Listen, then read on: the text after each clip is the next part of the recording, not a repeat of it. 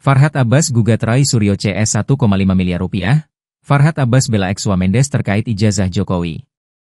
Kisru ijazah Presiden ke-7 RI, Joko Widodo, Jokowi, berbuntut panjang. Terbaru, pengacara Farhad Abbas menggugat ahli telematika, Rai Suryo dan kawan-kawan terkait dengan ijazah Jokowi yang dituding palsu. Dalam gugatan yang dilayangkan, Farhad Abbas meminta Rai Suryo CS membayar ganti rugi senilai 1,5 miliar rupiah ke Pengadilan Negeri Jakarta Pusat.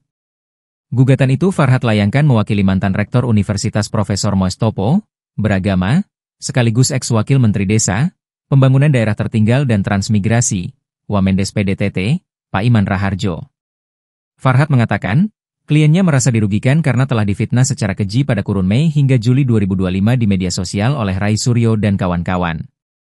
Pak Iman, kata dia, dituding aktor intelektual dalam penerbitan ijazah palsu Jokowi. Padahal, kata Farhad, Mabes Polri sudah menerbitkan surat perintah penghentian penyelidikan kasus ijazah palsu Jokowi yang dilaporkan Rai Suryo dan kawan-kawan. Polisi juga menyatakan bahwa ijazah Jokowi yang diterbitkan Universitas Gadjah Mada, UGM, asli. Oleh karena itu, Farhad meminta Majelis Hakim Pengadilan Negeri Jakarta Pusat menyatakan, Rai Suryo dan kawan-kawannya melakukan perbuatan melawan hukum. Ia juga meminta agar penghentian penyelidikan oleh polisi sah dan berkekuatan hukum.